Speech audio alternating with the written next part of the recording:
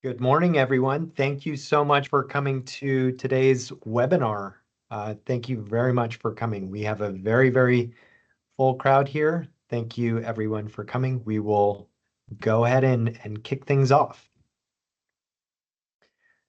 All right, welcome to the 2025 competitive grant cycle. We're very excited to run through our guidelines for funding categories 3 and 4 for a total of $58 million worth of competitive funding. As you may know, this is RPUSD's largest competitive funding opportunity to date, and we're so excited that you've come here today to learn more about our guidelines and for us to review the guidelines that are currently posted to our website. My name is Mark Glassick, and I am the Assistant District Administrator at the Regional Park and Open Space District. I'm also joined by a few of my colleagues. Today speaking will be A.G. Jordan, our Grants Section Head Manager, and Misha Hughes, our Grants Assistant Manager. A.G. and Misha, thank you so much for all the work that you have invested in this program, and we're looking forward to sharing all of the details today. As a reminder, I know you've heard this on many Teams webinars before, but please do keep your microphone muted. We will have a question and answer period later on today in about 35 minutes, where you can ask questions verbally. If you do not want to ask those questions verbally, please use the Q&A feature and not the chat function to raise those questions. Our staff will do our best to answer some of those questions along the way, or we may hold some of those to the end of the webinar. All right, I know many of you are already familiar with RPUSD and Measure A, but just as a brief background, the Regional Park and Open Space District is a special district responsible for administering Measure A, which was passed by voters in 2016.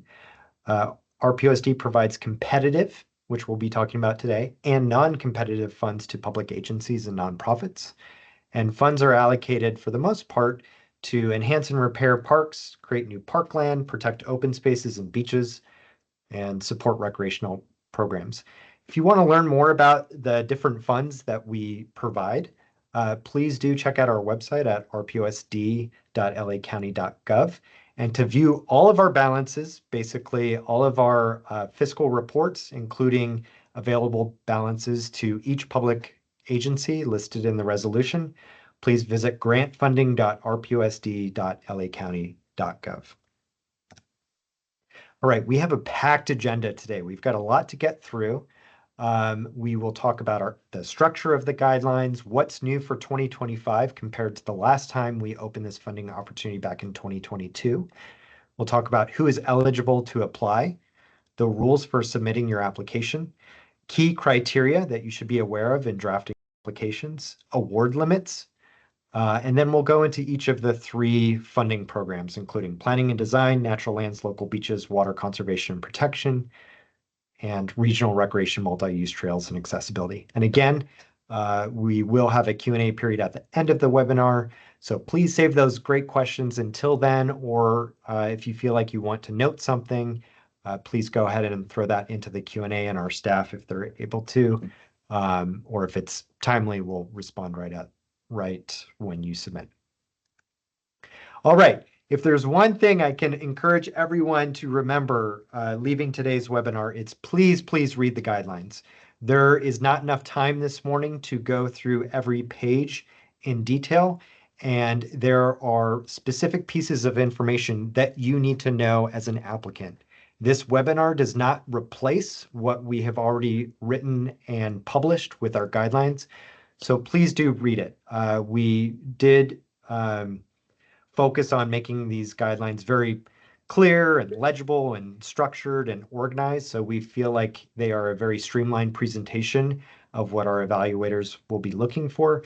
But there are key elements that you should be aware of in those guidelines, including all of the application questions we're going to ask, all of the items that our independent body of evaluators will be looking for, and application tips for strong applications. So please do read those guidelines. They are available on our website.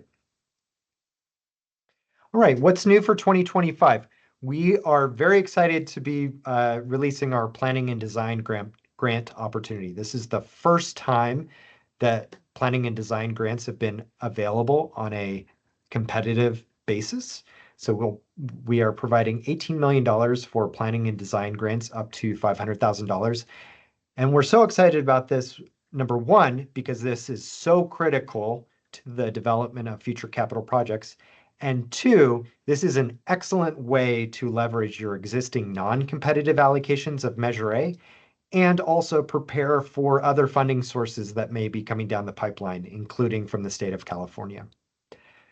For our development grants, or Category 3 and 4 development grants, there is a specific focus in these guidelines about shovel-ready development, and we'll talk about exactly what that means, and also ensuring that planning and design work moves along timely. So please pay attention to the timeline associated with each of the grant programs. Next, we are increasing our award cap for our awards. If you applied last time in 2022 or are aware of those, you know that our award cap was $1 million.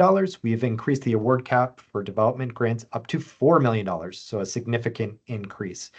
That is both a reflection of what we're seeing in terms of what it takes to build projects in LA County, but also a recognition that we want these investments to go very far in terms of the impact that they can provide to LA County residents.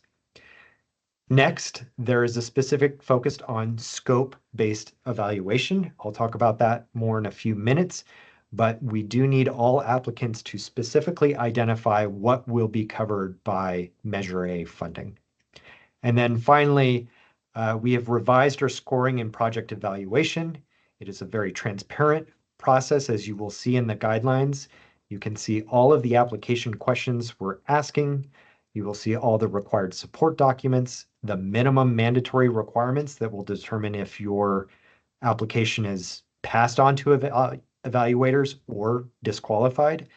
And it's very clear on what our evaluators will be scoring your applications on. So please do view that in the guidelines. All right, who is eligible to apply? Firstly, public agencies. So these are public agencies in LA County that are authorized to acquire, develop, improve, and restore parkland and open space within the county limits. So that includes our agencies of record, those park agencies that are listed in the Measure A resolution, includes cities, special districts, and joint powers. Nonprofit organizations with a mission related to environmental protection or restoration, parks and recreation or community services, environmental education, gang prevention, job skills training for youth or veterans, or conservation or tree planting. And then finally, public or nonprofit schools are eligible so long as they do allow public access during non-school hours. Few application submission rules. So our guidelines are published on our website now. If you have not downloaded the guidelines, please do that. Our application portal on our grants management system opens August 1st. So that is the earliest date that you could submit an application. If you have not registered for the grants management system before, so if you've not received Measure A funding or prior grant funding from RPUSD, you will need to register through our grants management system, or GMS, which is a separate process. So if you're a nonprofit, for example, and you are new to RPUSD, you will also need to provide your articles of incorporation, proof of 501c3 status, your 990 form, your LA County vendor ID, and enrollment in direct deposit. So that would be an additional step for you if you are new to grant funds. If you're not and you're already registered, you can proceed directly to the application portal. The application deadline is 10 a.m. on October 30th. That will not change, and we cannot accept late applications, even if they're a minute late. So please do plan in advance, and please do make sure you are submitting prior to the deadline. All right, to go through our key criteria, these are the top level requirements of all of our funding programs. These are at the front of our guidelines, so you can read more about them there, but just to go through the list here quickly. The guidelines absolutely prioritize multi-benefit projects. So this is specifically listed in the Measure A resolution, but to put a finer point on it, we are looking for any combination of climate pollution reduction and adaptation, carbon sequestration, heat island reduction, stormwater capture, habitat protection and biodiversity, community health improvements, and or innovative public-private partnerships. So please do make sure that those are included in your projects that you're applying for and that is clearly illustrated in your application narrative. 2, it is very important that you identify and distinguish what Measure A is paying for in terms of your scope of work. So be sure to focus the narrative and your documentation on the Measure A funded portion of your project scope. Be precise what Measure A is paying for in your budget and why that portion merits the Measure A funding. Now, if your project also includes other funding sources or may be one phase of a multi-phase project, we do provide additional guidance in our guidelines for that. So please take a look at that. 3, key criteria, and this really applies to everything that we do here at RPOSD, and that is we are directly charged with implementing the findings of the Park Needs Assessment of 2016. So many of you are already familiar with this map, but it clearly identifies areas of high or very high need in LA County from a parks perspective. Overall, at least 30% of the funds that we will be awarding through this competitive allocation will go to projects physically located in high or very high need study areas. And I'll talk a little bit about how that works into our scoring. Additionally, we are incorporating findings of the Park Needs Assessment Plus, which specifically looks at needs for rural recreation and regional recreation. And I'll talk about how that gets incorporated into our scoring. So with that, with the Park Needs Assessment and Park Needs Assessment Plus in mind, there is points associated with how your project is located. So if your project is located, for example, physically located in a very high need study area, you will receive 20 points. If it is physically located in a high need study area, you will receive 15 points. And if it is not located in a high or very high need study area, but clearly benefits residents in a high need or very high need study area, you can receive up to 10 points. And the up to is a key part of that. There is specific evaluation criteria, including what types of support documents to submit if you fall into that category that our evaluators will be specifically looking for. As it relates to the Park Needs Assessment Plus, depending on where your project is located or planned to be located, you can receive points for basically how much it is prioritized for regional recreation or rural recreation. And basically, this is where you can find, I'm sorry, if you can, just a friendly reminder for everyone to stay on mute. For Park Needs Assessment, you can go to lacountyparkneeds.org/GIS data to find out where your park is located in relation to need. For the Park Needs Assessment Plus, takes a few more steps, but fairly straightforward. You can go to lacountyparkneeds.org/PNA+-maps. You want to make sure that the priority areas for increasing access to regional recreation layer is turned on, and also the priority areas for increasing access to rural recreation is turned on. So depending on where your project is located, if you are in one of these areas that's indicated by blue, green, or orange, you can receive points for your application. Specific to the Park Needs Assessment Plus, we do ask that you submit a screenshot of where your project is located. This is the RPOSD office, for example, which is located in a priority area for increasing access to regional recreation. You see that the color here is blue, which translates to 1 indicator, and that would net out for 6 points. All right, going back to key criteria, if you are pursuing a development grant through a Category 3 or 4 funding, your proposal must result in a tangible publicly accessible improvement that will be completed and open to the public within the grant term. So you are not able to close out the grant until it is open to the public and a Measure A deed restricting, protecting that space in perpetuity is recorded. Material findings disclosure. So we do appreciate that things change quite a bit. This is LA. We are working with real estate and construction and bids. If something does change substantially from the point of application, please do let us know. We will work with you on that, but please do let us know if there's a substantial change to the proposed or approved scope, or if there's a change to milestones or timeline, or if there's anything that may impact feasibility. We do require that you give us written notice within 10 days of discovery of that unforeseen matter. And then finally, this is a basic grants compliance mention, but no double dipping. So these funds cannot be used to fund anything that is already funded by another funding source. So you need to be clear that this is separate and distinct from other funded sources on your project. Right, award limits. So the guidelines do specify award limits, essentially based on the size of the agency or applicant, and it breaks down into 3 tiers. And the guidelines are doing this essentially to promote equity and ensure a broad distribution of funds. We've talked a lot about how this $58 million is really historic and it has not been done before at RPUSD. However, we know that 58 million can only go so far, and so we want to make sure that it goes to the projects far and wide across LA County that are basically the best projects to utilize this money.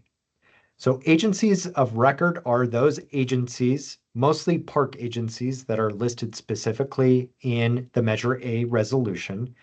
So agencies of record that serve 10 or more study areas may apply for and be awarded up to $15 million across all total programs.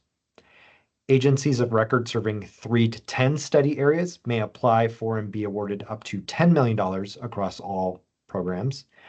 And then finally, agencies of record serving 1 to 2 study areas or other eligible public agencies, nonprofits, or other eligible organizations may apply for and be awarded up to $5 million total across all programs. Now, if any applicant submits proposals that collectively go beyond those caps, RPUSD at our sole discretion will essentially remove or disqualify one or more of those applications to bring down your applicant load to the allowable cap.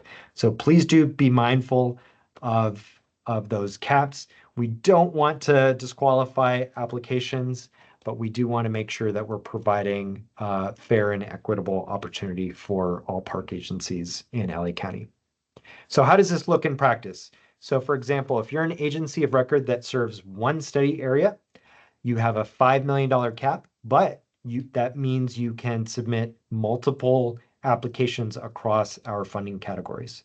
So let's say you have a P&D application for $200,000 and a Category 3 application for $2 million and another Category 4 application for $2.8 million. So long as that is below that $5 million cap, you're good. We will proceed with the pass-fail evaluation and hopefully pass that on to our evaluators. There's additional criteria within our guidelines that we encourage you to review as it relates to partnership. So for example, if you are not the lead applicant, but you may be supporting a lead applicant, we have specific information for you in the guidelines to clarify how that fits into our award cap. So please take a look at that. All right, at this time, I'm going to pass it over to my colleague, Misha, to review our planning and design opportunity. Misha. Thank you, Mark. And welcome everyone, and thank you guys for joining today's webinar. You each individually and collectively represent dozens, possibly, well, hopefully hundreds of new park and nature projects on the horizon. So this cycle, as Mark said, includes our first ever competitive planning and design program, which we have 18 million to help you guys move from concept to shovel ready. 9 million of that is for projects planning and design grants that fall under category 3, and another 9 million for those that will meet the objectives of category 4. So category 3 in a nutshell funds multi-benefit projects that create, protect, or restore natural parks and natural areas, as highlighted by Mark and key criteria. Each of our programs focuses on multi-benefit approach to park planning. So this would include community help, environmental resilience, and making nature more accessible to the public. Sorry, I have multiple screens here. Category 4 is dedicated to projects of regional significance, such as regional parks and trails and other facilities that draw a wide variety of visitors. We'll continue to build on these concepts throughout the remainder of the presentation, and AG will do a deeper dive into Category 3 and Category 4 in a few minutes. So again, the purpose of these planning and design grants is to support the early phase efforts that will lead you guys to future Measure A eligible development or possibly acquisition projects. Um, so for this round, the minimum grant amount is 100,000. The maximum is 500,000. So please don't put 99 or 501 on your proposals. Those are the caps there. So if necessary, projects may be evaluated in small, medium, or large brackets so that they can be assessed more fairly along those with similar scopes and scales of work. And once the awards are announced and you guys are into agreement, you'll have up to 2 years from the date of the agreement execution. Next slide, please.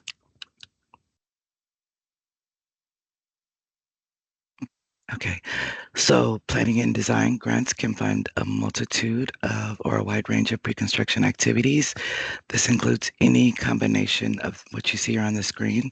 So that's conceptual design, construction documents and permitting, CEQA, feasibility, site planning, and community engagement and co-design activities.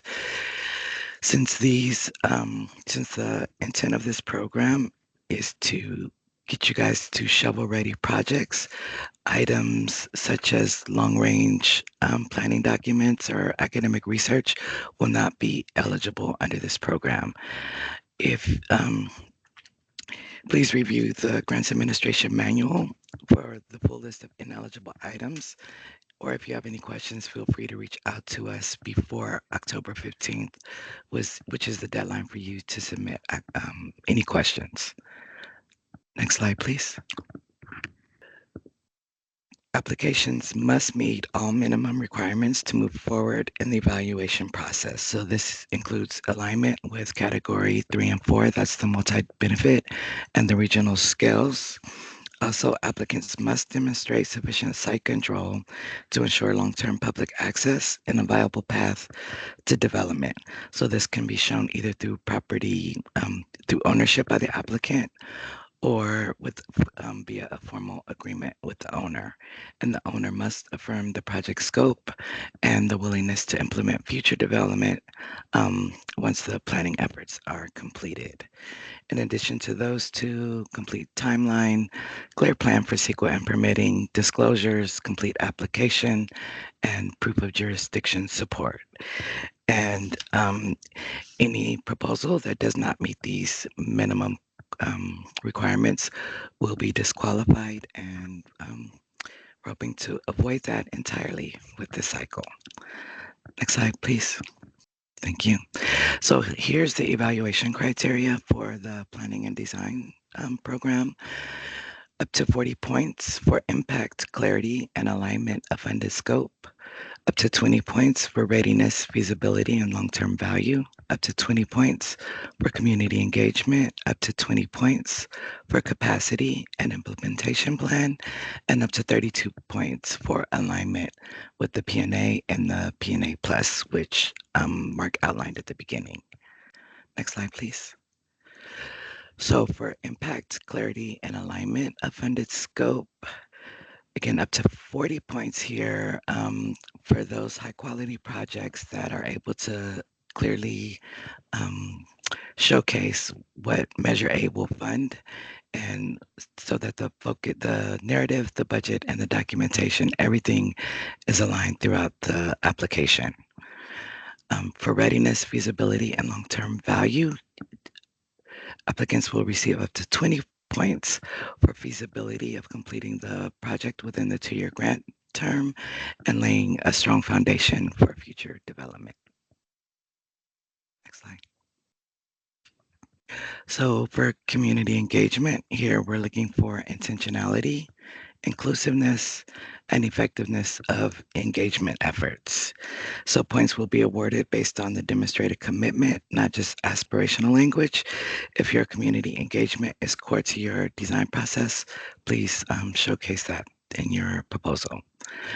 And last one for planning and design is capacity and implementation plan. Here you'll receive up to 20 points.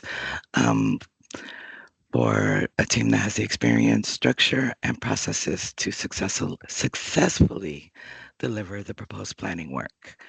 And now I will pass it over to AG, who will do a deeper dive into category 3. Thank you. Thank you, Misha. Category 3, the Natural Lands, Local Beaches, Water Conservation and Protection Program funds shovel-ready development projects that protect, restore, and enhance natural lands, water resources, and open space throughout LA County.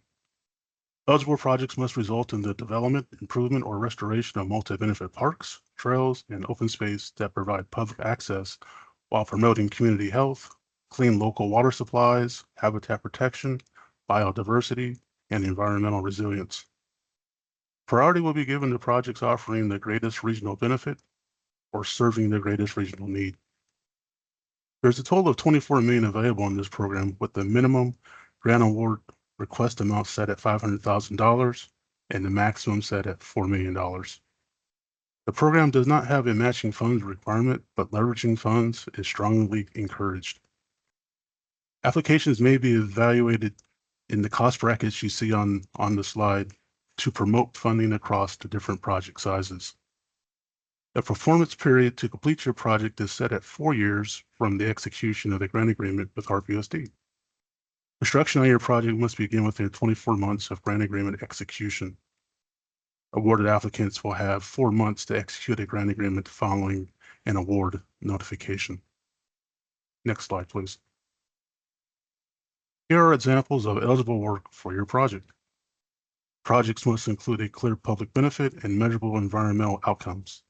Projects must result in publicly accessible improvements that are open for use by the public upon project completion, consistent with a Measure A deed restriction. Not listed, but I will mention it's also in the guidelines. Examples of ineligible activities are projects that do not result in publicly accessible improvements or that restrict public access, the acquisition of land or easements, recreational or park amenities that do not include clear environmental or natural resource benefits. Next slide, please. Minimum requirements. Applications that will be administratively reviewed prior to independent evaluation. Applicants must demonstrate the following to proceed to the evaluation step. The proposed project is eligible under Category 3. CEQA is complete or category exempt. Documentation is required for that. Site control. That supports long-term public access and the ability to record and measure a deed restriction. This requirement may be satisfied through one of the following. 1, ownership of the property by the applicant, or 2, an executed agreement that provides verification of that the applicant has at least 30 years of total site control and has at least 5 years remaining term at the time of application submission. Or, if fewer than 5 years remain, the applicant must submit a narrative outlining the specific steps and a clear timeline for renewing or extending the agreement, along with any supporting documentation or correspondence.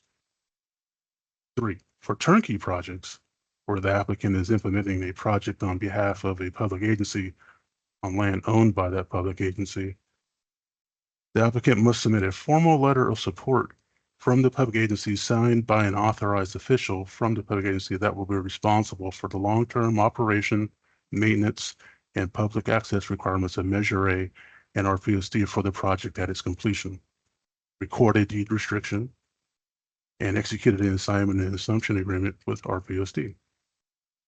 Additional minimum requirements: construction is scheduled to begin within 24 months of grant agreement execution.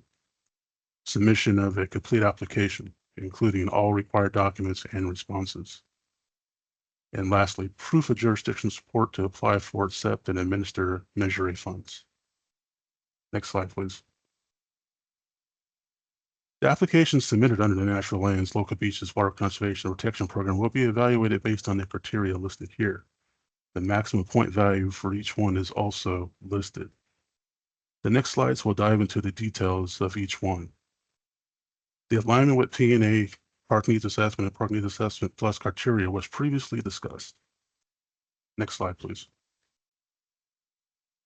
The impact, clarity, and alignment of funded scope criterion assesses how clearly the Measure A funded scope is defined and whether proposed work will result in measurable outcomes aligned with the goals of the program. Up to 35 points are available. The multi-benefit value criterion assesses the breadth and quality of COVID benefits developed by the Measure A funded scope, such as habitat enhancement, stormwater capture, improved access, or climate resilience. Up to 35 points are available. The readiness and feasibility criterion evaluates whether the project is ready to begin construction within 24 months of grant agreement execution and whether any constraints are adequately addressed. Up to 20 points are available. The capacity and project delivery criterion evaluates the applicant's experience, team capacity, and project management approach. Up to 10 points are available. Now we will move to the next program. Category 4. The Regional Recreation, Multi-Use Trails, and Accessibility Program funds shovel-ready capital projects that expand or improve regional recreation, multi-use trail systems, and public accessibility to parks and open space across LA County. Projects must demonstrate regional significance by serving diverse populations across multiple communities, enhancing multi-jurisdictional trail systems, or delivering substantial recreation improvements that benefit the county at large. Regional projects often connect jurisdictions, serve destination users, or represent a unique resource of countywide value. There's a total of $16 million available in this program, with the minimum grant award request amount set at $500,000 and the maximum set at $4 million. Again, the program does not have a matching funds requirement, but leveraging funds is strongly encouraged, and applications may be evaluated in cost brackets that you see here on the slide to promote funding across the different project sizes. Performance period to complete your project is set at 4 years from the execution of the grant agreement with RPSD. Construction of your project must begin within 24 months of grant agreement execution. Awarded applicants will have 4 months to execute a grant agreement following an award notification. Next slide, please. Here are examples of eligible activities for your project. Projects must demonstrate broad public benefit, strong regional utility, and long-term public access. Funds must be used for capital development, improvement, or restoration of regional park and trail infrastructure. Not listed but included in the guidelines are examples of ineligible activities. Those are projects that do not serve a regional scale population or fail to demonstrate regional significance. Improvements to parks or facilities that serve only local, neighborhood, or single jurisdiction use, or projects that do not result in publicly accessible improvements. Next slide, please. For your project to qualify as regional scale, project must demonstrate benefits that go beyond the immediate community, advance countywide or regional goals, and be designed to serve a broad and diverse population. Projects must meet at least 3 of the listed criteria to be considered regional scale. You have like a list of 5 different options there. You need at least 3. Next slide, please. Minimum requirements, very similar to category 3. for this one, the proposed project needs to be eligible under category 4. SEQA is complete, or category exempt. Documentation is required to support that. Site control needs to support long-term public access and the ability to record and measure a deed restriction. This requirement may be satisfied through one of the following: 1, ownership of the property by the applicant; 2, an executed agreement that provides verification that the applicant has at least 30 years of total site control and has at least 5 years remaining term at the time of application submission. Or, if fewer than 5 years remain, the applicant must submit a narrative outlining specific steps and a clear timeline for renewing or extending the agreement, along with any supporting documentation or correspondence. 3, for turnkey projects, where an applicant is implementing a project on behalf of a public agency on land owned by that public agency, there are additional requirements in the guidelines. Key requirements include the applicant must submit a formal letter of support from the public agency signed by an authorized official from the public agency that they will be responsible for the long-term operation, maintenance, and public access requirements of Measure A and RPSD for the project at its completion, record a deed restriction on the property, and execute an assignment and assumption agreement with RPSD. Additional minimum requirements: construction is scheduled to begin within 24 months of grant agreement execution. Submission of a complete application, including all required documents and responses. And lastly, proof of jurisdictional support to apply for, accept, and administer Measure A funds. Next slide, please. The application submitted under the Regional Recreation Multi-Use Trails and Accessibility Program will be evaluated based on the criteria listed here. The maximum point value for each one is also listed. The next slides will dive into the details of each one. However, the alignment with the Park Needs Assessment, Park Needs Assessment Plus criteria was previously discussed by Mark. Next slide, please.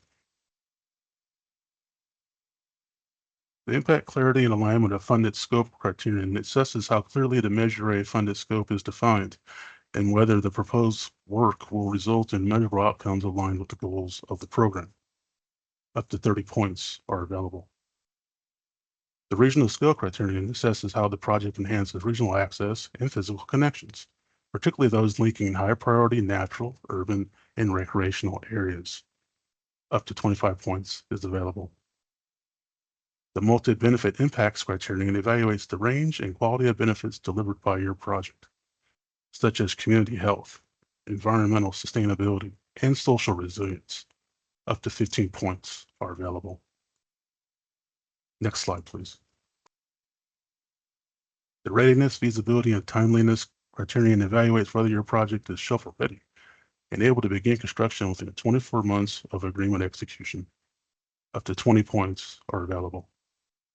The capacity and project delivery criterion assesses whether the applicant and project team can deliver a complex regional scale project on time and within budget without sacrificing community involvement.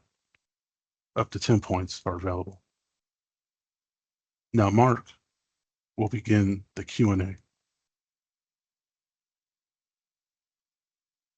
All right, so you just got all the detail of the available funding programs. Again, if you have not downloaded the guidelines, please do that and review them closely. We were not able to cover absolutely everything in the guidelines, but we do want to open up the question and answer period right now. So if you would like to ask a question verbally, go ahead and use the raise hand feature at the top toolbar, and we will take questions in order. We've also had a very robust question and answer over in the Q&A tab, also on your top toolbar. So if you do not want to ask verbally, but you have a question you would like answered, please do ask that in the Q&A tab. Before we kick off, I just wanted to say that we cannot confirm eligibility or strength of projects or provide very tailored specific guidance on individual projects. So we do strongly encourage you to review those guidelines carefully, which outline all the eligibility requirements, the evaluation criteria, what strong applications look like, and what our evaluators are looking for, as well as funding limitations. So please do take a look at that. And with that, we will start with our Q&A. So again, if you have questions, please do raise your hand. And I also encourage you to go over to that Q&A tab and perhaps read through some of the questions that have already been asked, and I can cover some of those. Can a public agency be the lead applicant on behalf of a public school for a school district-owned property? Yes, this is possible.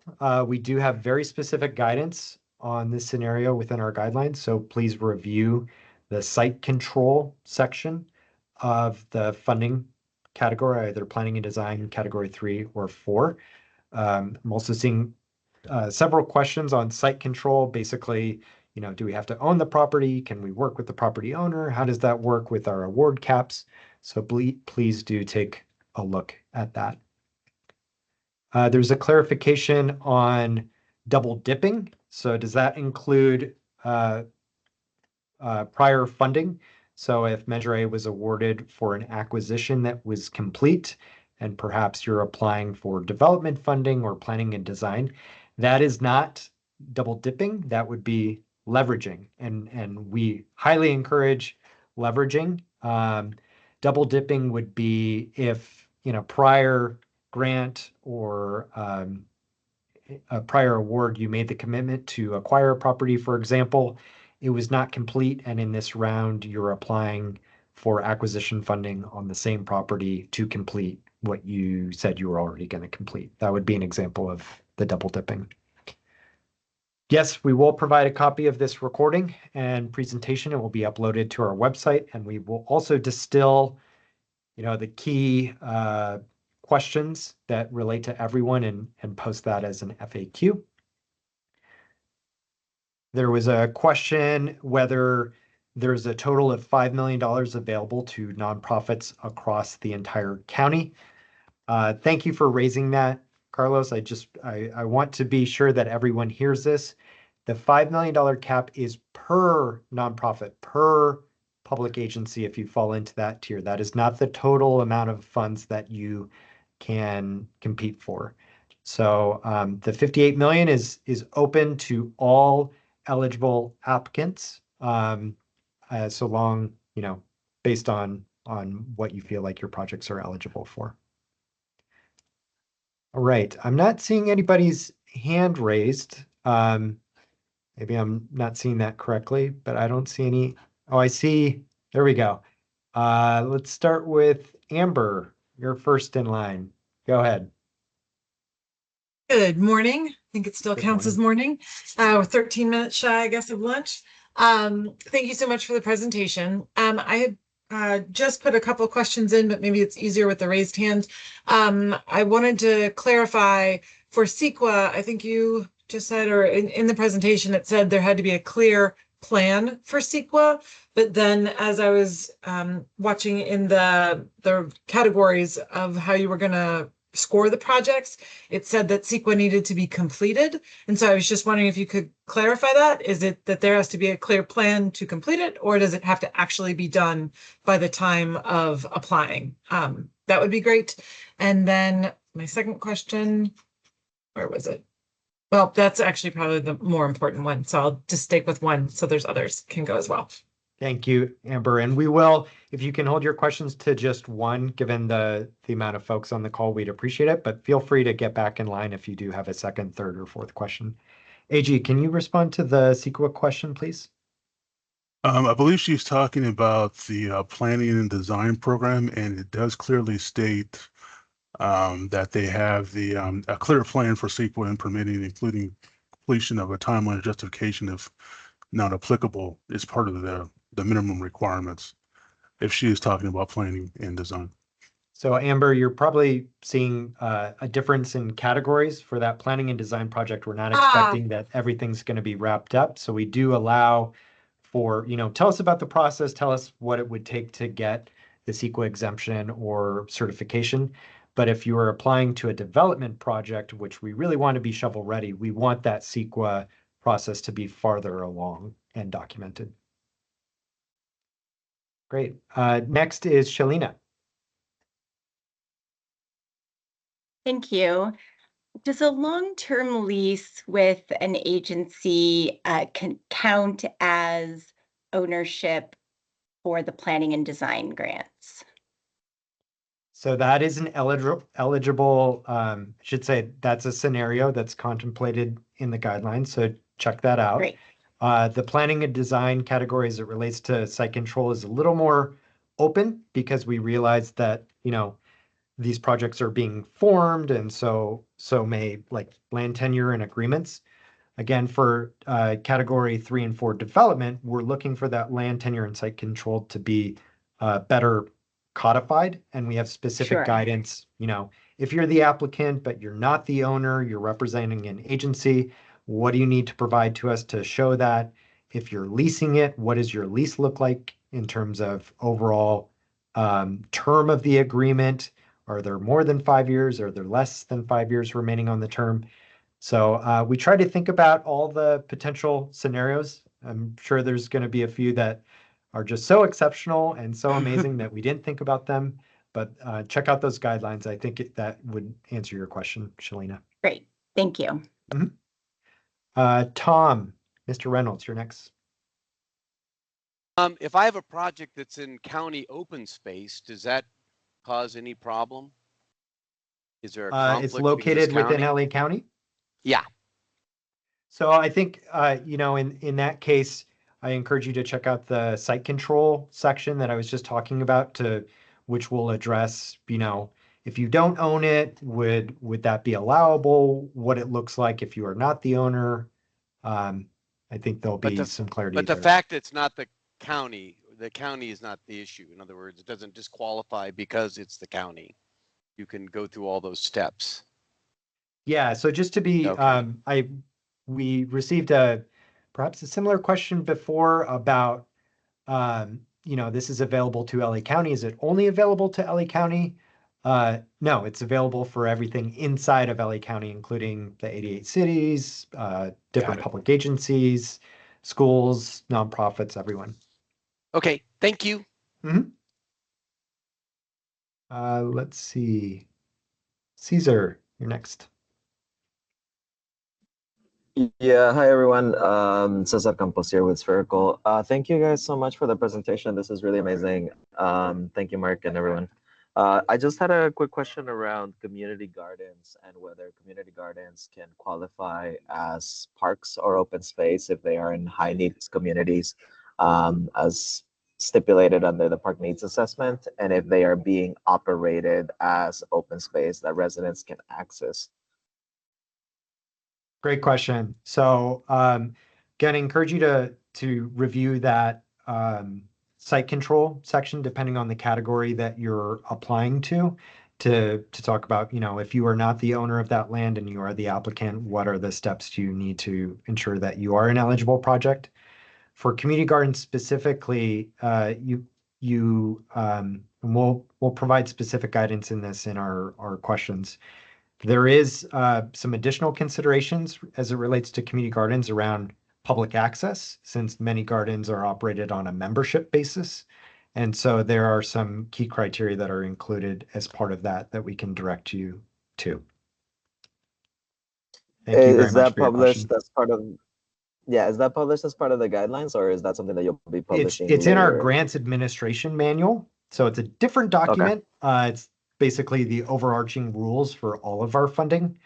So we can highlight that for you and for everyone in our follow-up response to all these questions. Thank you for the really great and important question. Next is Yvonne. Hi, good morning. Yvonne from the city of Laverne. So I have a unique question, and I think you kind of answered it with the leasing, but we have a license agreement with a gym right now.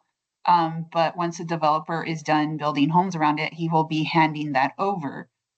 Is that something that would be eligible under, I'm sure it's eligible, but the license, like we don't own it right now, but we are going to own the property. Right now it's a license agreement. Sure. So I can't comment on the specific project. So take a look at that site control section, depending on what funding category you're applying for. If things are still unclear or, it's a little bit of a dynamic situation, please do reach out and we'll learn a little more and try to direct you to the extent we can without providing that specific tailored guidance. That's helpful. But your answer should be within the guidelines if you're able to take a look. Yeah, perfect. Thank you. Next is Lynn, then Annie, then I'll move over to some of the text questions. Lynn, go ahead. Hi, I'm a resident of Pacific Palisades. I've also been through the RPOSD grant process, and you guys helped us get a grant for a dog park. But the reason why my question is the hiking trails in Pacific Palisades are burned out and impassable. I actually tried to do my old favorite hike over the weekend, and a river washed out half of it because there's no more shrubs left to hold the land down. It's overgrown with weeds. I'm wondering how I can contact the organizations that are in charge of those trails to make sure that they're applying for these grants, because it's that it was super popular, those hiking trails, and they're unusable right now. Lynn, do you happen to know who takes care of those trails? I know there's a Santa Monica Mountains Conservancy, but I also believe there's another park group, county parks. I don't think it's city. It's not recreation and parks. I know that. So I mean, I can reach out to the Santa Monica Mountains Conservancy. I guess I wanted to get your advice or suggestions, or if you guys know. Yeah, happy to connect with you offline, Okay. Lynn, Okay. and learn more about who we could potentially send an email introduction to, if that's helpful. As Yeah, far as the applications, we leave that to the applicants themselves. Okay. We love partnerships. We want folks to be talking to each other, especially since there's still 3 months until our deadline. We encourage those discussions to happen, but at the end of the day, it is to the discretion of those eligible entities. Okay. Even if they're like a city or a state entity, they still have to apply. They're not required to apply. That is up to them. But if they want the money. Yes, this is totally competitive. Right. Okay. And no one somebody is in the guaranteed funds. Okay, and thank you. Somebody in the chat has given me a link, so I will also try that. Wonderful. Thank you. Thanks so Thank you, much. chat. Thank you, Tip. Annie, you're next. Hey, it's actually Danielle from South Coast Botanic Garden. Hi to everyone. And quick question for you. If an organization has an open Prop A and Measure A grant in good standing, that project is moving forward, are we eligible to apply for a new Measure A grant for planning a future project, or do we have to wait to close out those other two grants? So long as it's distinct and separate from those open projects, you are free to apply. And so long as the agency is in good standing with RPOSD, you're able to apply. Folks all on this call there's probably hundreds of grants that are open, represented by the crew here. So we definitely, even if you do have open projects, definitely encourage you to consider taking on yet another one. Super. Okay, watch for our application. Okay, thank you. Tom, I see your hand up, but I'm going to take some questions through text really quickly, and we'll come back to you. Again, if you do have any questions that you would like to ask verbally, go ahead and raise your hand. So I'm just going to go from the bottom up. And if I didn't cover your question in text, please know that we will respond to it either here or separately in a follow-up.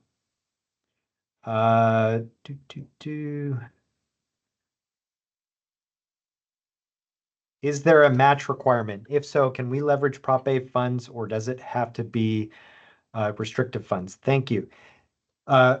There's no match requirement for any of our funding opportunities. However, matching is highly encouraged. And we actually talk about the types of funds that we encourage matching with.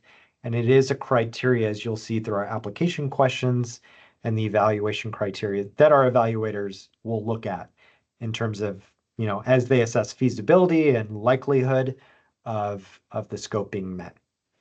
But as a base requirement, if you do not have other matching funds, you are still eligible to apply.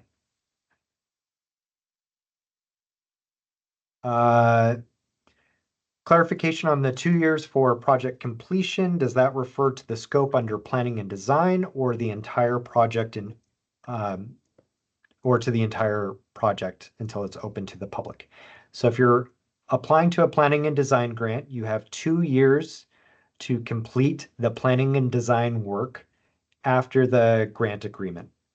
So it's not saying, wedge planning and design plus construction plus permitting plus opening all into that 2 years. It's just for the scope of work that's covered in that planning and design application. Now, for those of you considering a planning and design application, the guidelines do ask that you submit a full timeline, essentially reflecting what your grant scope would look like, but also, if the project were to move forward beyond planning and design, what is your projected timeline for opening of the park? And the evaluators may consider that as they assess the different evaluation criteria. There's a question about funding levels and if it's too small to apply. Again, please review the funding ranges to consider. So for planning and design, it's anywhere from $100,000 to $500,000. For development, it's anywhere from $500,000 to $4 million. How do we figure out how many study areas the agency serves? So you can go to laparkneeds.org to see basically a study area by study area breakdown. That's one way you can answer that question. Another way is to go to grantfunding.rposd.lacounty.gov, and you will actually see a line item allocation of all the funds for all the different study areas. And so for those study areas where an agency serves more than one, that will be clearly indicated in that list. Will categories 3 and 4 grants be available in future years? Yes, they will be. Very much thanks to the wisdom of voters in 2016 and the leadership of the Board of Supervisors, Measure A funds are in perpetuity. So this is a permanent source for grant funds. So I can't say that this amount of money will do the same in a few years what it can do now. So if you do have a project that is eligible and you feel like would be competitive, we do encourage you to get those applications in now, but it will be available in the future. What is considered proof of jurisdictional support to apply for, accept, and administer Measure A funds? Will a letter suffice or is a full resolution needed? Great question. So it really depends on the agency or the applicant entity that you're applying for. So if you're applying from a nonprofit, that typically exists as a board resolution, outlining specific authority for the executive director, for example, to apply on behalf of the organization. Sometimes we also see like a blanket resolution, like our executive director or this person or this designee has the authority to apply for all funds or all applications, sometimes up to a certain dollar amount. And so that will vary from application to application. So depending on the entity in question, it will vary. Does community engagement need to occur during the grant period, or can it have occurred before the grant if it relates to the project proposed for the grant? It can happen in either scenario. So if you have already completed community engagement for the project, we absolutely encourage you to include that within your application narrative, and there are specific questions about prior community engagement.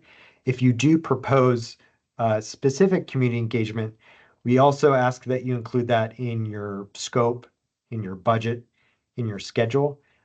For community engagement that has not taken place yet, but your application is planning for, we are looking for things that are going to happen. So we are looking for you to put a milestone or a dollar figure attached to it. We do appreciate aspirational visions for community engagement, but we really, our evaluators will really be looking for things that will actually be done as a result of the Measure A award. Right, I'm going to go back to anyone that wants to ask a verbal question. See, Carlos, go ahead. Hi, Mark and everyone.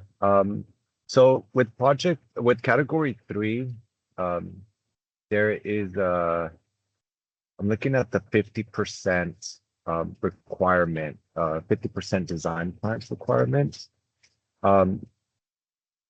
So construction drawings showing at least 50% design completion.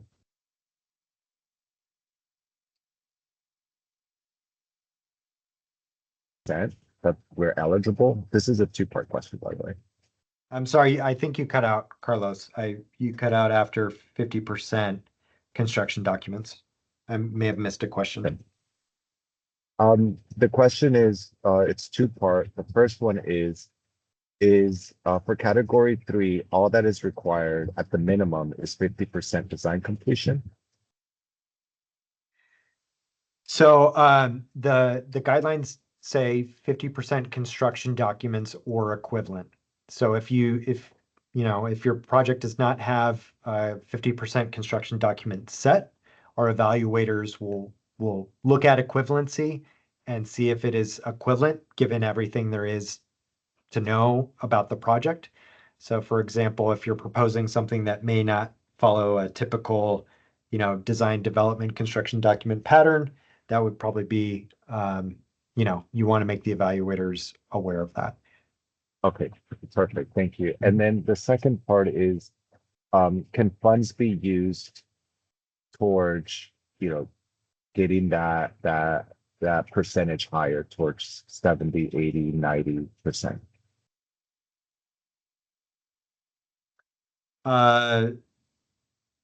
In terms of that being like the final outcome? Being part of the outcome. So let's say we have 50% and we would like to go, that's what we are working with. And year 1,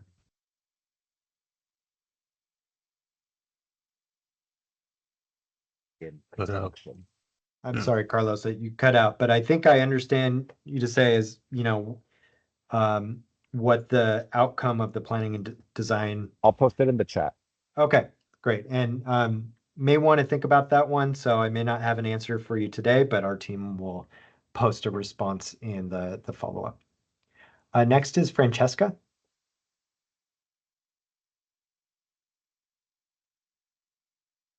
Hi. So I just had a quick question. First of all, thank you so much. This webinar has been super informational. I work for the LA Opera in development.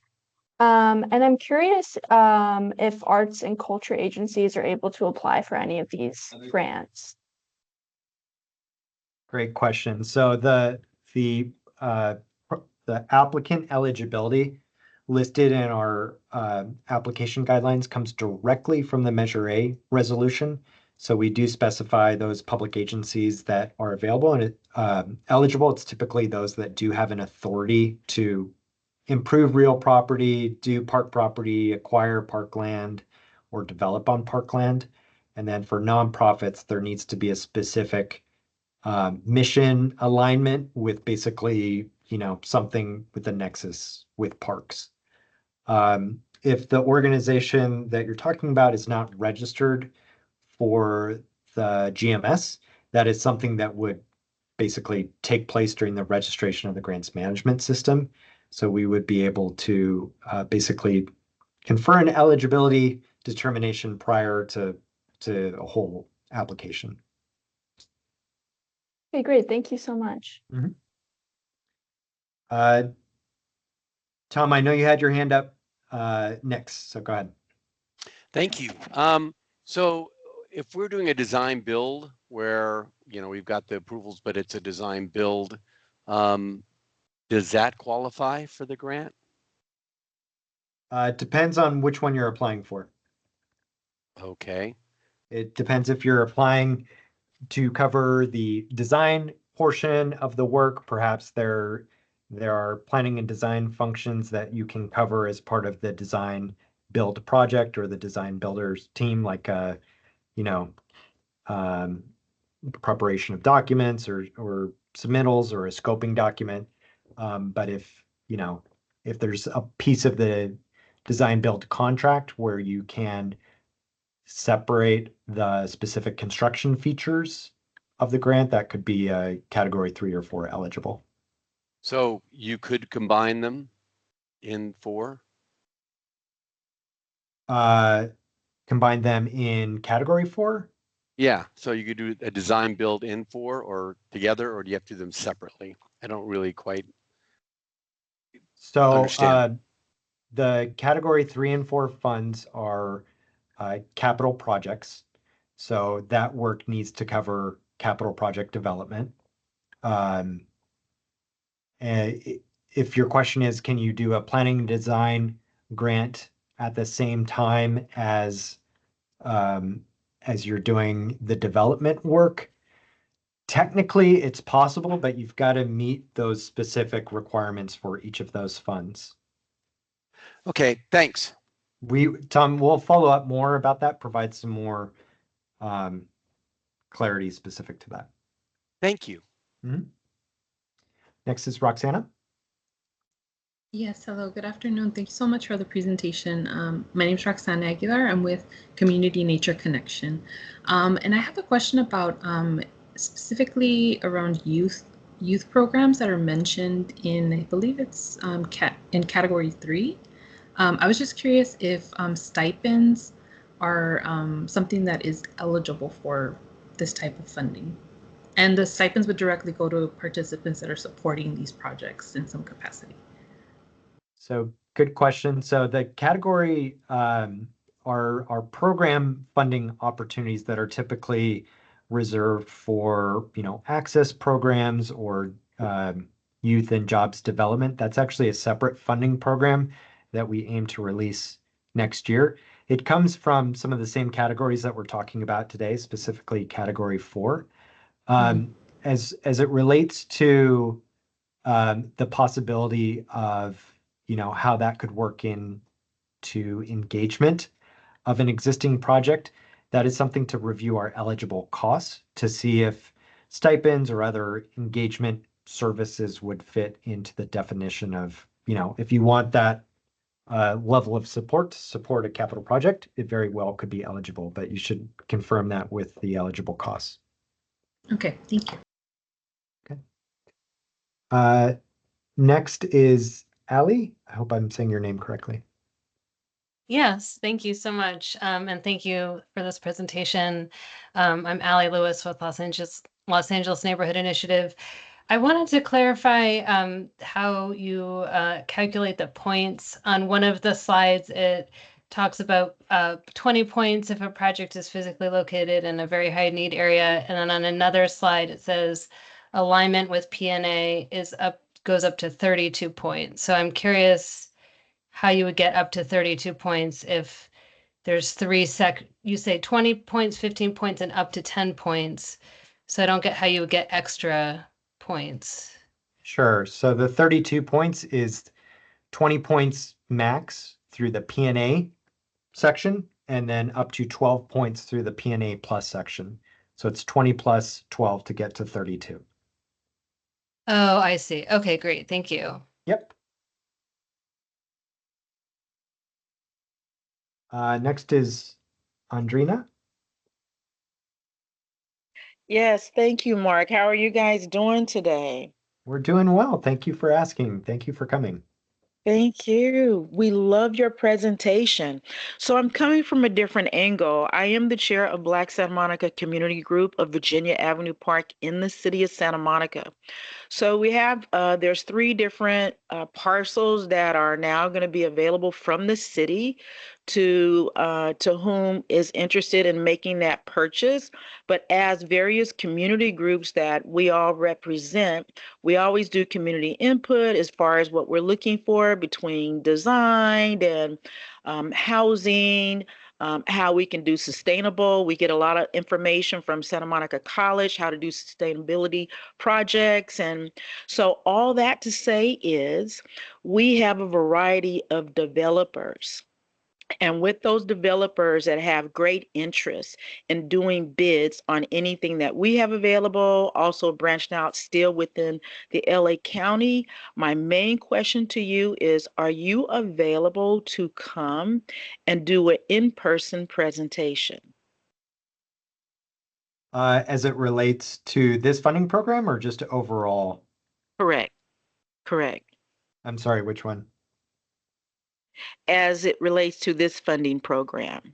So send me the information. We will do our best. Obviously, there's a lot of, I think at one point there's over 260 people here. So we want to make sure we're providing the information evenly and fairly and uniformly.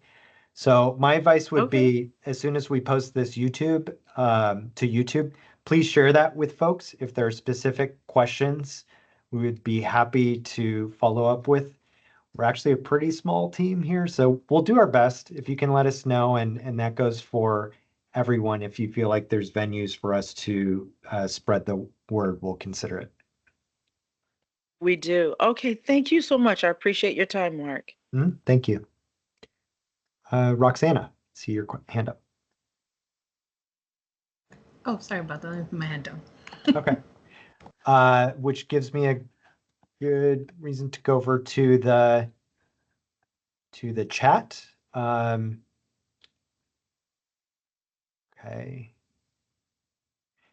It's typical to have multiple sources of funding for the entire project, for example, for trails landscaping. Can you elaborate how the double dipping policy applies? So good question. So essentially, because we are asking for very specific portions of, for a specific statement of what Measure A would pay for, it needs to be clear to us that that is not already covered from other funders. So I think that, Stephen, the scenario you may be referring to is if you have a different funder that is, the grant scope is potentially development of a 2-acre park. In applying to Measure A, it would need to be clear to us in your own budget, if you're also applying for the development of that 2-acre park, what parts of the 2-acre park would Measure A pay for, and what parts would the other funder pay for? Next is a capital project for a city-owned public performance space amphitheater be eligible? Is it considered recreation as part of the larger park system around it? Thank you very much for the question, Christy. Again, we can't confirm eligibility or provide that tailored project guidance. We do encourage you to look at those eligible projects within the guidelines and review the requirements for category 3 and 4 to see if it would be a fit. Just curious, how do you define social resilience under category 4? Evaluates the range and quality of benefits delivered by the project, such as community health, environmental sustainability, and social resilience. Brian, thank you very much for the question. We will get back to you on kind of defining some of those terms that we're hearing questions about.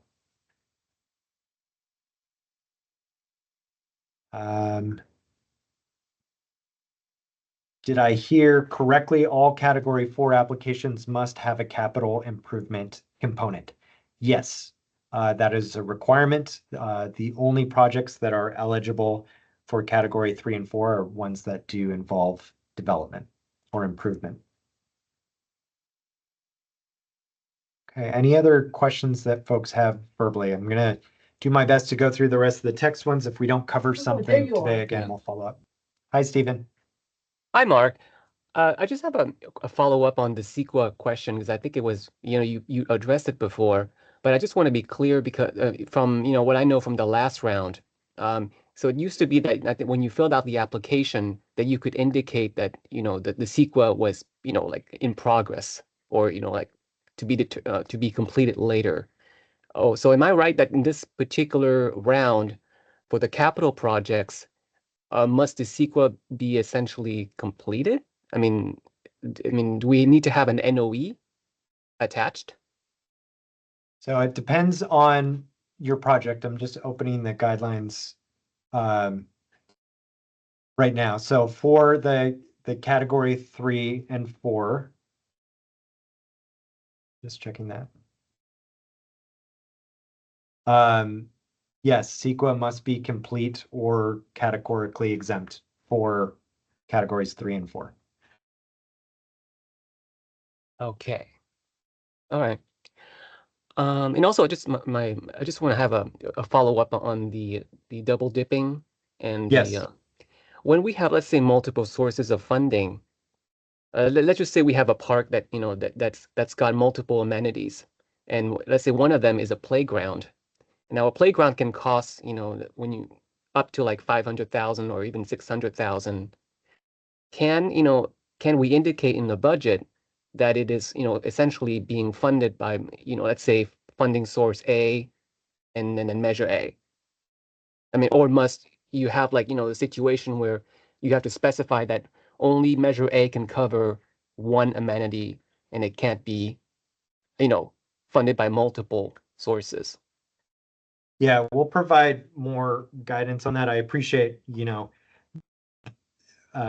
parks and different projects are the components of lots of different purchases and items. So we'll provide guidance to everyone about how to break down those things that include a lot of different costs and may need multiple funders. So let me get back to you and get back to everyone on that. Thank you so much. All right, we have 8 minutes left today. Thank you again for coming and for staying on for over an hour and a half or almost an hour and a half. I'm gonna go through the text. And if you really, really want to get a question answered and you put it in the text and I haven't answered it, feel free to raise your hand. I may have just missed it, or I may just want to get back to you after the meeting. Andrew, see your hand up. It's actually not Andrew. I'm Miriam. I couldn't get Andrew's name off of here for some reason. It's okay. We work together. I was just wondering for for either a category 3 or category 4 application, if we have ongoing use of the property, and we know that the project we'd be applying for would not necessarily even require a CEQA, any kind of CEQA process. Are we able to just state that we're CEQA exempt in the application? Okay. Yeah. It doesn't have to be an official determination. We would just want the justification for Okay. it. And there's a way to either upload justification or I think part of the application includes a narrative. So we would look for Okay. that. All right, thank you. An example would be, this is routine repair. Like there's different scenarios. So I appreciate the question. So the application should allow for that. Thank you. Hi, Yumi. Hi, Mark. I just wanted to clarify, are entities allowed to submit multiple applications under, like, say, a singular category? Yes, so long as that does not exceed the allowable caps for application or award. So again, just another follow-up, say the category 3 and 4, the caps or the maxes are 4 million. So we could submit like multiple ones as long as it all adds up to, like, for category 3, $4 million across all the projects? No, so that is the per project cap is 4 million.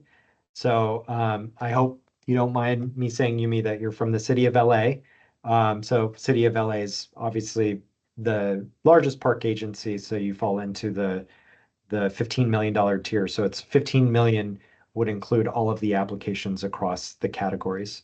So, you know, there's many different scenarios that could be multiple in category 4 that exceed the 4 million, but individually they don't. But in total, they would stay below the 15. Great. Thank you for clarifying, Mark. Yeah, thanks for your question.